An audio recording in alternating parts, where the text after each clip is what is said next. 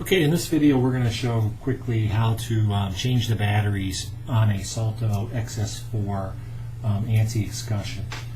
So again, if I'm on the outside of the door and I get a low battery indication, you'll get 4 red flashes with the indicator lamp when you read a card, followed by the green light. That's indicating that we're at low battery. If you can still access the door with the card, simply present your card, open the door, and go to the inside. If you've ignored the warning and or the batteries are dead, if you plug in the PPD and wait about 30 seconds, you can then read your card to open the door. Or you could also authorize the PPD for the emergency override function to emergency open the door, which would allow it to engage the clutch so that you can open the door to get to the inside. The batteries are on the inside of the door. So when I go to the inside of the door, on the bottom of the lock down here at the bottom there is a set screw. You need to turn that screw clockwise so that it drives up past the cover, which then allows you to snap the cover off. Once I've snapped the cover off, I have access to the 3, in this case 3 AA batteries. Removing the batteries, I just pulled them out. When I pull out all the batteries, the lock has now lost the current clock and calendar. It still has memory of all the events and its identity in the system and its programming, but the clock and calendar are no longer functioning. So when I put the batteries, the new set of batteries in, I need to reset the clock and calendar on the lock with the PPD.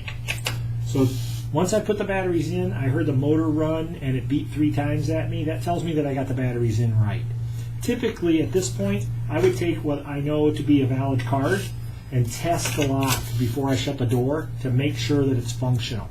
So the lock is functional, the batteries are in, and everything's good. I put the cover back on, and then now I would retract the screw by turning it counterclockwise, and it'll pull down tight on the cover and hold the cover on so somebody doesn't mess with the lock. Okay?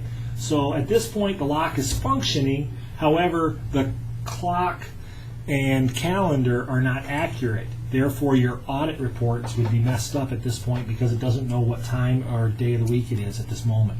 So what we do is we take our PPD and plug it into the system and select Connect PPD. And then hit download, and it will download the latest updates into the PPD to include the most current version of the blacklist.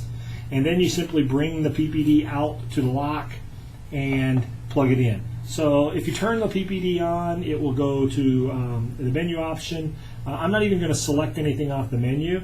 I simply plug it into the lock, and it says updated. Once it's been updated, now the clock and calendar in the lock match that in the system. So everything is good to go. I always tell people, if you ever plug your PPD into a lock, make sure that when you're done, you bring it back to the computer and you retrieve the result. That way the computer knows when was the last time the PPD spoke to this lock. That also moves the calendar for the lock to 365 days from today in terms of what events the lock understands and knows to do over the next 365 days. So that's kind of a brief synopsis of how to change the batteries in a lock and what you should do.